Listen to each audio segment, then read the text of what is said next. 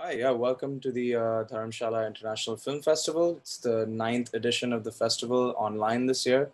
And my name is Ronak, and I am in conversation with HAO Wu, a filmmaker and director from China. How are you? How are you? How? I'm good, good. Thanks for having me here. It's a great honor to have the India premiere of 76 Days at the festival. Yeah. And yeah, thank you for sharing your incredible film with us.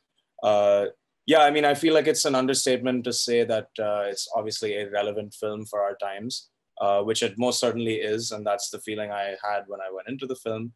But yeah, I kind of came away with it with a lot of different feelings. Obviously, it contextualized a lot of the things about the pandemic, which is still ongoing, but it also, I think, gave us a very good look into what what the pandemic looks like on the ground, and the sort of the reality of it, that we being sheltered at home are quite disconnected from. More so compounded by the fact that we're not in China and in Wuhan, where the virus really, the spread of the virus began. So that the entry point into the film was interesting enough for me because it was kind of taking us right into the action, and you're right there, as one can see in the film. You're kind of right in the middle of the action. You're right by the medical professionals. You're in the facility, walking around with them. I guess to start the conversation, my first question is just kind of how you got access into this space, and what the build up to the project was kind of looking like, and the sort of the birth of the project, if you will. Yeah, great. So first of all, I grew up in China, but right now I live in New York City. When I first started, when I was first started the project, I was based in New York, and I reached out to filmmakers on the ground who had been filming in Wuhan in early February. At that time, a US network approached me actually to ask me if I'll be interested in making a film about the coronavirus. Usually, I'm more like a character-driven documentary filmmaker. I like to focus on character rather than newsy topics because I always wonder what can I bring to the discourse about a particular topic if it's too newsy, if it has been well covered by news media already, right? But then this time is a little bit different because on the day Wuhan was put under lockdown, I flew back to Shanghai to spend Chinese New Year with my family. And when I was in Shanghai, Shanghai is China's largest city. The population is 21 million. And even though Shanghai was still far from Wuhan, it wasn't under any official lockdown, but the entire country voluntarily shut down just because the news coming out of Wuhan was so scary. So I spent 10 days with my family during the holiday, pretty much just quarantined in my sister's apartment, not going anywhere. And we spent 10 days just scrolling on through social media, trying to understand what's happening in Wuhan. I think the entire country was both confused and also getting angry. It's like, how could this become so out of control like this, right? How come there are so many horror stories coming out of Wuhan? So that kind of really intrigued me, and also because like I experienced it, my family was living through it, even though indirectly because of from the lockdown. So when the US network approached me, I jumped down. So I started doing research, reach out to filmmakers on the ground. That's how I found my two co-directors. As soon as I saw their footage, I was like, I want to work with them, because not just back in February, even nowadays, when we think about COVID-19, we usually think of it, unless you know somebody who got sick, who was sent in the hospital. Usually we regard COVID as statistics, right? Or political talking points, or points of disagreement. And so we don't have that much visual footage that available to the general public, and to really let the viewers experience what's it like to be on the front line. So when I saw that, I was like, wow, I really want to work with these guys. So I started collaborating with them. They would upload their footage onto a cloud service in China. I would download the footage in New York, and then I would see the footage and have a conversation with them about which character to focus on. But then in late March, because the virus had arrived in the US in a big way by then, President Trump was accusing China of starting this China virus or Wuhan virus. There's so much anti-Asian racism. Right.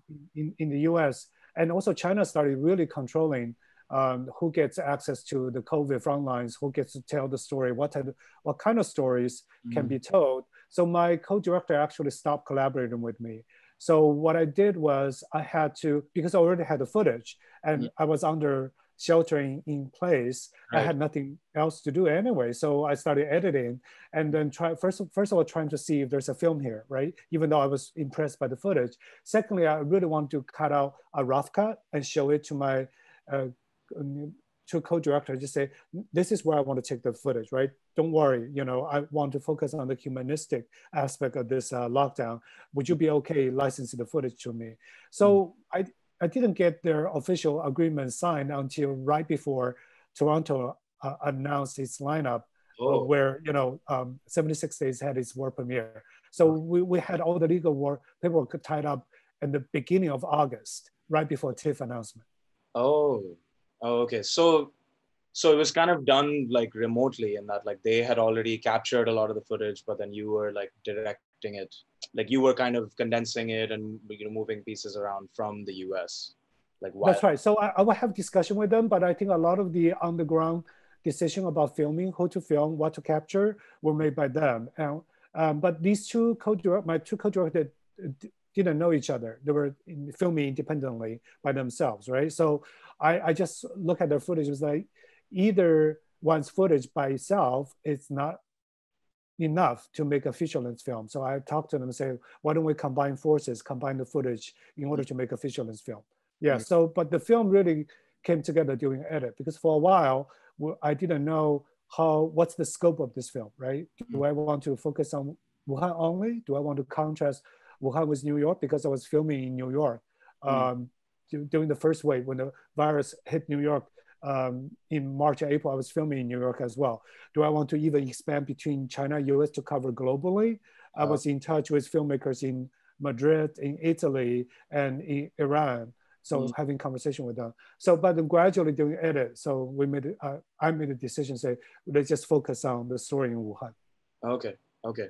So, you know, were they guided by some kind of initial vision as to like what kind of footage they wanted to capture, or were they kind of just in the space with the camera, just, you know, let's see what we should film? Like how deliberate was that process? Do you know?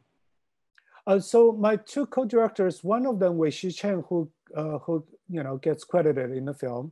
He's a video reporter for Esquire China, but though he wasn't sent to Wuhan to cover for the magazine, because he does documentary films on the side by himself. So as soon as he heard about the lockdown, he felt like obligated to go and trying to find out what the hell was happening, because the entire country was like confused. You know, he was naturally intrigued. I really wanted to go. So he, through his own personal relationship, he found a medical team that was sent to Wuhan to support a local hospital from elsewhere in China. So he embedded himself with that medical team. So flew with them to Wuhan, and that's how he got access. My other co-director, Anonymous, he's he's a reporter for that local publication. So he was sent there to take photos, but then he started taking video, because just, you know, the photo sometimes it's not enough to capture what's really happening, just the emotional intensity on the front line. Right. So this individual, this director, their identity is protected, but they played a pretty key role in capturing the footage. That's right. Both of them, I think it's almost like 50-50 or 60-40. So in terms of the how much they contributed to the final film. So once they're on the ground, it's because in the early days of the pandemic, it was absolute chaos. I mean, unfortunately, we didn't have footage from, for example, the first week or the first couple of days in the hospital. And once they started filming, my two co-directors, it was still a lot of chaos there. And it's really hard to decide whom to film, right? Do we film, follow the medical professionals, or do we follow the patients? And so it just a lot of juggling. They were filming a lot. In the end, the reason I use a more observational group ensemble portrait kind of approach to tell this story is because it was really hard at the beginning of the outbreak to figure out who might be the main characters, because they started filming right away without necessarily securing, to having done enough research to figure out who the main characters are, right? So they just jumped in, started filming. Right.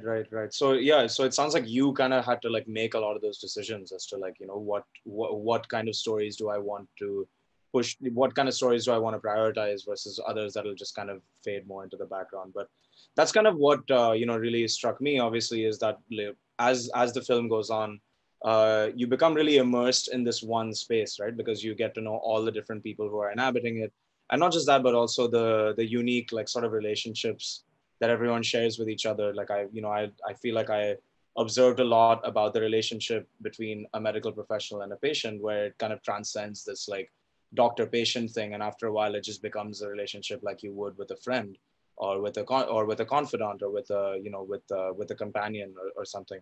But yeah, I was just curious, like of all those stories. And those little, anecdotes from throughout the film, like, was there one that that really particularly stood out to you when you were watching the footage, like, oh wow, like this, I feel like this is really impactful? Like, was there a moment or a relationship like that in the film to you? Yeah. So first of all, I just want to remind viewers that this film was shot in 4 different hospitals, even though I didn't name the 4 different hospitals, just Okay. because even for Chinese viewer, it doesn't really matter as much which hospital they are in, but then it's definitely not in one hospital. Okay.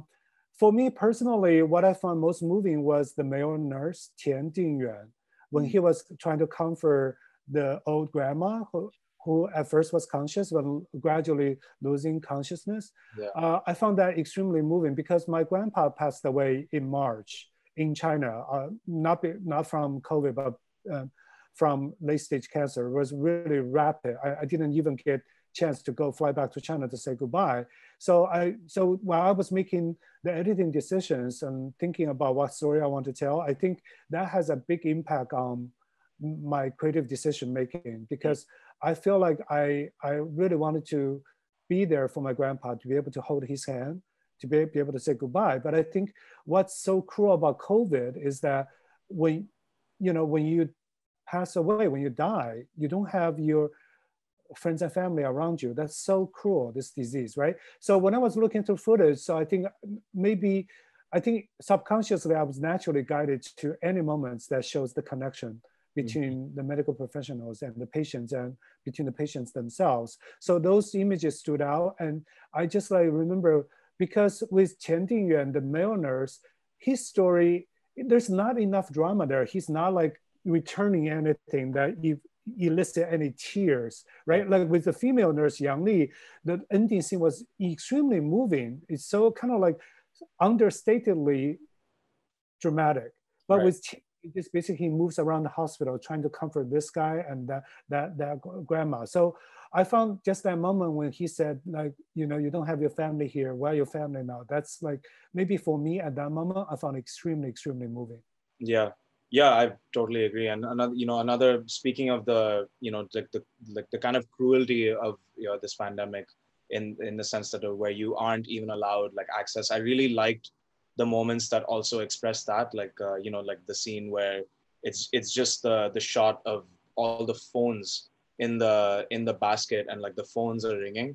I feel like that was just such a like that scene like really encapsulated a lot of things about the pandemic to me, because it was just such a great symbol for how reliant we are on technology now that we are suffering, now that we are experiencing the pandemic, but also how a person's life is like contained within this mobile device that's just now with a bunch of others in a basket. So it just, and when you cut between that and then seeing a lot of people on beds, it's just, there's a weird like kind of parallel between like humans and technology that I really liked there.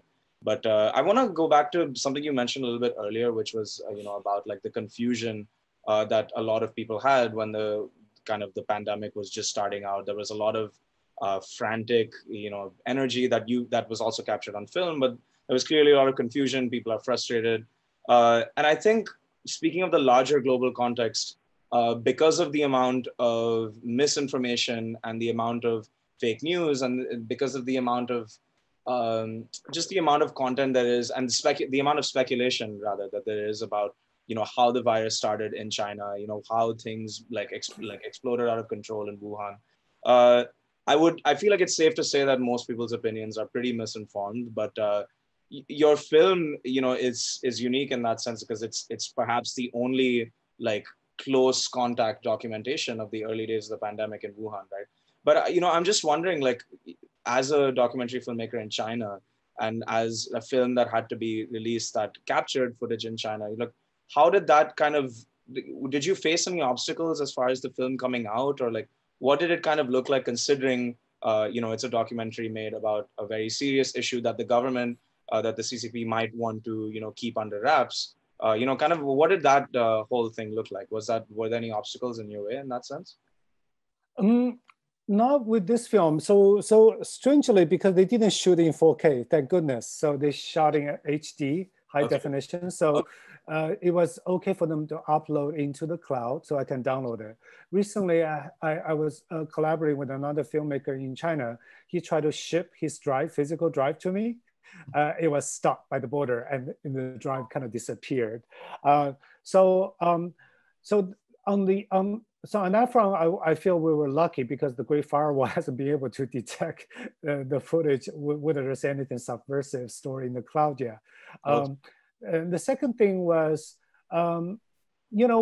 with this film, definitely the film has evolved a lot from my original intention, because when I first started researching this, I really wanted to find out what happened in the beginning. Just like everybody has the same question, right? When did this person-to-person spread first happen?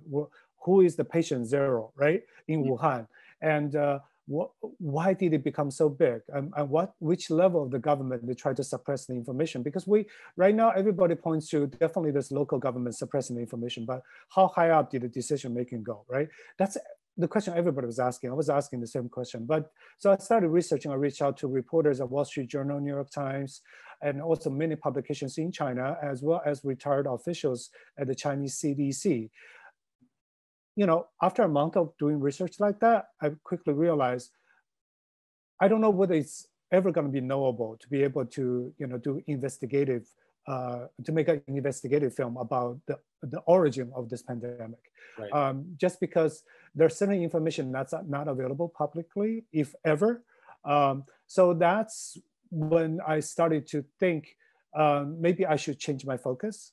And the second thing is, after I witnessed what happened when the pandemic hits other countries, so that made me really have a more nuanced view about how China's response. Obviously, there were many mistakes at the beginning, but the government quickly mobilized the entire country, tried to fight this in a very efficient way.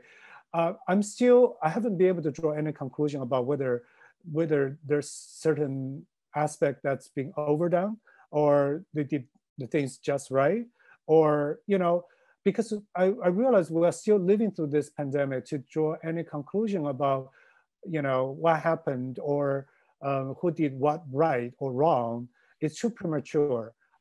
So that's why in the end decided just to focus on the human experience and try to highlight what's universal, because by early April we've heard stories about, I was living in New York, right? The New York residents are cheering for the medical workers every day at 7 p.m. By banging their pots and stuff, making noise. And we heard about sing-along in Italy. We heard about volunteering in Spain to help people who are trapped at home. So that's just, after all, basically my whole creative intention started shifting. So I ended up just trying to highlight, we, in the pandemic, all human beings all want to feel connected to each other. We still have that glimmer of hope in that we still have the capacity of being kind to each other. Yeah, and I think that's why the fact that it's an observational documentary I think that's why it works so well to that end, because there are a lot of these interactions that will start with a certain tone, but then the medical professionals are just so good at consoling people, and they're so good at controlling the situation that a conversation will start out like very kind of flippant, or it'll start out like very kind of unsettling, and then just by the end of it, they've calmed everyone down and like everything is back to normal, and then there's like some compassion that like comes out of it at the end of it. And yeah, I mean, like you rightfully said, I think that's the thing that people tend to forget, is that in dealing with such an issue, we tend to get very caught up in the all the data and all the news that's coming out of it. But it's more important to just keep in mind that the people who are trying to tackle the issue are just it's coming from a place of compassion, and it's coming from a place of care. And I think the film does a really good job of capturing that. And it is interesting that you kind of got the footage and you were working on it like as the pandemic was like growing and as it was spiraling out of control. So I guess like in those beginning stages, did y'all have any idea like how bad it was gonna get, or how what was the extent to your knowledge, like in February, or what did you think?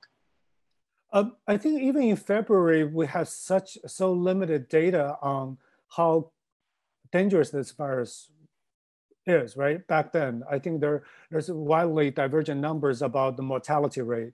Right. And so I think, if anything, back in February, during the whole month of February, I remember in people in China, just like even for me, we were wondering how long the lockdown would last. Mm-hmm. People were speculating, how can you, it was, looking back, it was a miracle. Truly, it felt like miraculous. The government was able to shut it down, control the viral infection in 76 days. You can doubt the numbers, you can doubt the data, but based on my communication with people on the ground, they really try to control it. But back in February, it was just like, feel like we are in an endless tunnel. We're just gonna keep on probing in the dark.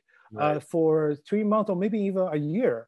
Because this is so unprecedented, right? Mm-hmm. Yeah, so there was a lot of fear. But then, so as we approach, I remember like mid-March when I started hearing news that maybe they will reopen Wuhan, and soon. I was like, could this be real? Was the government just trying to open it up because it want to kickstart the economy again, because they can't stop the economy forever? But then I must say, in April, I was shocked. They actually reopened and things are calm. And right. There was no major outbreak in Wuhan since then. Yeah. You mentioned in the beginning, like kind of that this movie topically was a bit new for you. I am familiar with your past work, and like kind of I feel like sort of like the things you address like are kind of to do with like cultural displacement, or like maybe be like you said, like human relationships, like that that human component, like People's Republic of Desire and Nowhere to Call Home, which they're both like issues that I've seen portrayed in other docs too, but I think that's what really comes across well in your work. So what how was it working with this sort of subject matter? Like, was it a very new experience for you? Is there something that you kind of wish you did differently, or is there something that you learned from it going forward that you might bring to a different kind of project? I think one thing continued, right? I mean, this film is really human-centric rather than topic music-centric. So I definitely put my own aesthetics or stamp on it. Right. So because at the beginning we downloaded, or we organized a lot of news archival for clips and also social media clips. We in the beginning, the plan was to sprinkle those kind of clips throughout the film to help audience understand the bigger picture. What's happening in Wuhan, what's happening in the world as the virus spreads worldwide. But in the end, I just made a decision not to do any of that, because I feel like, first of all, I think people knew about that already. Secondly, it was, if you really want to go deep into what happened in Wuhan during the lockdown, there's so many twists and turns. It might become inside baseball. Thirdly, I feel like it probably would distract from the film, the strengths of the film, which is this kind of very raw emotional impact the footage has. Right. So I focus on the human aspect, but then it is a great departure for me, because if you have seen my past work, it's relatively fast-paced. It's always has not necessarily 3-act, right, structure, but always acts, right, ups and down, turning points, and well-constructed narratives, and also use a lot of music, right, as an integral part of the film language to make the film. But with this one, I really went back to learn from the masters like Frederick Wiseman, you know, and also one of my friends, Ramona Diaz, her Motherland film. I draw a lot of inspiration from that. It's pure verite, and yeah. So this is my first like attempt at doing a pure verite film with no music. I found that it's so refreshing and so liberating. I'm really tempted to do another one using this style. So let's see if I can find a topic that I can apply the same creative approach on. Definitely, definitely. And actually, have you seen this film, Till Death Do Us Part, Wang Bing? Yeah, I saw Wang Bing's film is really hard to watch. I think I watched it at one of the museum screenings for a little bit, but then couldn't stay for the whole time. It is a bit difficult to watch, yeah. But a lot of stuff about 76 Days kind of reminded me of Till Death Do Us Part, just in the way it's filmed. Because it's very similar in that it's just an observational documentary that's set in a mental asylum in China, and the filmmaker, you know, he was there for a very long time. It was a very long-term documentary. It's a very long documentary. It's a long film. Yeah, I think it's 3-4 hours, right? Yeah. But it's just the way the interactions between the patients are captured. A lot about 76 Days reminded me of that. Like just the kind of, you know, how it just goes back and forth between being like kind of hostile, kind of confrontational, to like being very intimate and very tender, and, you know, just like all within, you know, a couple of minutes. So in that sense, it kind of reminded me a little bit of that. But yeah, you know, what are you kind of working on? What are you working on now? And you know, what's the next project for you? I'm still trying to wrap up the you know, sort of delivery to the distributors right now, and yeah, there's several projects that I'm researching because we're still, you know, like the U.S. COVID cases are rising, so it's still not safe to go about and do any kind of research shooting. So I'm right now I'm researching both the narrative as well as documentary projects. This is a state I don't like to be in. I really like to dive deep into a project and started feeling productive. But right now I'm at the stage where there are several possibilities, right? Going forward, I'm still like, you know, just mulling over which one where I'm gonna spend the next year or two on. So yeah, it's both exciting and also a little frustrating at this stage. Definitely, it's a bit. Everything is obviously uncertain now, but yeah, I'm excited to see what comes next. And yeah, thanks so much for speaking with me today, and thanks to everyone who's watching as well, as part of the Dharamshala International Film Festival. If you haven't yet watched 76 Days, which is premiering as part of the 9th edition of DIFF, and yeah, thanks again for taking the time to speak to me today. It was, yeah. Yeah, it's my pleasure. Thanks so much for moderating. Yeah.